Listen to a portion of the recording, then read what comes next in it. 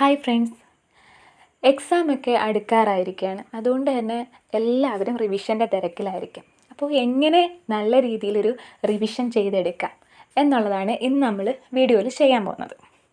അപ്പോൾ വീഡിയോയിലോട്ട് കിടക്കാം. റിവിഷൻ എന്ന് പറയുമ്പോൾ എന്നെ സംബന്ധിച്ചിടത്തോളം ഇത്തിരി പാടുള്ള പണിയായിരുന്നു. കാരണം എന്താണെന്ന് വെച്ചാൽ എനിക്ക് വളരെ കുറച്ച് സമയം മാത്രമേ പഠിക്കാൻ കിട്ടത്തുള്ളൂ. അപ്പോൾ ഈ പഠിക്കാൻ കിട്ടുന്ന സമയം എന്ന് പറയുമ്പം പുതിയ ടോപ്പിക്കുകളൊക്കെ എടുത്തു വരുമ്പോഴത്തേക്ക് റിവിഷന് സമയം ഉണ്ടാവത്തില്ല. അപ്പം ഞാനിങ്ങനെ തിരഞ്ഞു നടന്നതെന്ന് വെച്ച് കഴിഞ്ഞാൽ വളരെ സമയം കുറച്ചിട്ട് എങ്ങനെ നല്ല രീതിയിൽ റിവിഷൻ ചെയ്യാമെന്നുള്ളതായിരുന്നു. അങ്ങനെ അവസാനമാണ് എനിക്കൊരു മെത്തേഡ് കിട്ടിയത്. നമ്മൾ പഠിക്കേണ്ട ഒരു ഭാഗം എടുക്കുക, എന്നിട്ട് നന്നായിട്ട് കോൺസെൻട്രേറ്റ് ചെയ്ത് വായിക്കുക. വായിച്ച് വരുമ്പോഴത്തേക്ക് കുറേ നമ്മൾ വരുമ്പോഴത്തേക്ക് നമുക്കാണെങ്കിൽ ആദ്യമൊക്കെ നമുക്ക് നന്നായിട്ട് മനസ്സിലാവും. പിന്നെ കുറേ ആവുമ്പോഴത്തേക്ക് മനസ്സിലാവാത്ത ഒരു ഘട്ടം വരും. അതായത് നമ്മൾ വായിച്ചിട്ടൊന്നും മനസ്സിലാവുന്നില്ല, എവിടെയൊക്കെ എന്തൊക്കെയോ ഓർമ്മ നിൽക്കുന്ന മാത്രമേ ഉള്ളൂ. അപ്പോൾ അവിടെ വെച്ചിട്ട് സ്റ്റോപ്പ് ചെയ്യുക. അതിനുശേഷം നമ്മൾ ഈ വായിച്ച ഭാഗം എന്ന് വെച്ച് കഴിഞ്ഞാൽ 5 മിനിറ്റ് കൊണ്ട് റിവിഷൻ ചെയ്തെടുക്കുക. 5 മിനിറ്റ് കൊണ്ട് റിവിഷൻ ചെയ്യുന്നതെന്ന് വെച്ചാൽ വലിയ പാടുള്ള കാര്യമൊന്നുമല്ല. കാരണം എന്താണെന്ന് വെച്ചാൽ നമ്മളിപ്പം നന്നായിട്ട് കോൺസെൻട്രേറ്റ് ചെയ്ത് വായിച്ചൊരു കാര്യം എന്ന് വെച്ചാൽ 5 മിനിറ്റിനുള്ളിൽ തന്നെ എന്ത് ചെയ്യാൻ പറ്റും? റിവിഷൻ ചെയ്തെടുക്കാൻ പറ്റും.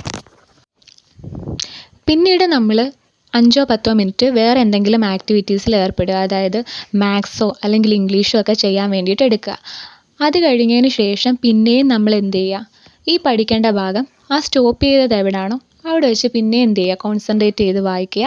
ഇതുപോലെ കണ്ടിന്യൂ ചെയ്യുക. അതായത് നമ്മൾ അത്രയും ഭാഗം വായിക്കുക, പിന്നെ 5 മിനിറ്റ് റിവിഷൻ എടുക്കുക, പിന്നെയും വേറെ എന്തെങ്കിലും ആക്ടിവിറ്റീസ്. അപ്പം നമ്മൾ നന്നായിട്ട് കോൺസെൻട്രേറ്റ് ചെയ്ത് വായിക്കുകയും ചെയ്യും. ആ ഒരു ടോപ്പിക്ക് നമ്മൾ റിവിഷൻ ചെയ്യുന്നുമുണ്ട്, പുതിയൊരു ടോപ്പിക്ക് നമ്മൾ പഠിക്കുന്നുമുണ്ട്. ഈ ഒരു മെത്തേഡിൻ്റെ കൃത്യമായ രൂപം എന്ന് വെച്ച് കഴിഞ്ഞാൽ 30 മിനിറ്റ്സ് മെത്തേഡ്. 30 മിനിറ്റ്സ് മെത്തേഡ് എന്ന് പറയുമ്പം 25 മിനിറ്റ് നമ്മൾ നന്നായി കോൺസെൻട്രേറ്റ് ചെയ്ത് വായിക്കുന്നു, പിന്നെ 5 മിനിറ്റ് ആ വായിച്ച ഭാഗം റിവിഷൻ ചെയ്യുന്നു. റിവിഷൻ ചെയ്തതിന് ശേഷം 5-10 മിനിറ്റ്സ് വേറൊരു ആക്ടിവിറ്റിയിൽ ഏർപ്പെടുന്നു, പിന്നെയും എന്ത് ചെയ്യുന്നു? ഇത് തന്നെ തുടരുന്നു. ഇതാണ് ആ മെത്തേഡ് എന്ന് പറയുന്നത്. പക്ഷേ ഓരോ വ്യക്തിയുടെയും കോൺസെൻട്രേഷൻ ലെവൽ എന്ന് വെച്ച് കഴിഞ്ഞാൽ ഡിഫറെൻ്റ് ആയിരിക്കും.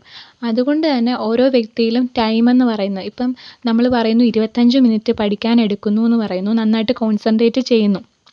പക്ഷേ പലർക്കും ചിലപ്പോൾ 25 മിനിറ്റ് കോൺസെൻട്രേറ്റ് ചെയ്ത് പഠിക്കുക എന്ന് വെച്ചാൽ പാടുള്ള കാര്യമായിരിക്കും. അതുകൊണ്ട് ഓരോ വ്യക്തികളിലും ഇത് ഡിഫറെൻ്റ് ആയിരിക്കും. അതുകൊണ്ടാണ് ഞാൻ ആദ്യമേ പറഞ്ഞത്, നിങ്ങൾ നന്നായി കോൺസെൻട്രേറ്റ് ചെയ്ത് വായിക്കുക. വായിച്ച് വരുമ്പോഴത്തേക്ക് നിങ്ങൾക്ക് മനസ്സിലാവാത്ത ഭാഗം എത്തുമ്പോഴാണ് സ്റ്റോപ്പ് ചെയ്യേണ്ടത്. അപ്പോൾ ഈ ഒരു മെത്തേഡ് ഒന്ന് ട്രൈ ചെയ്ത് നോക്കുക.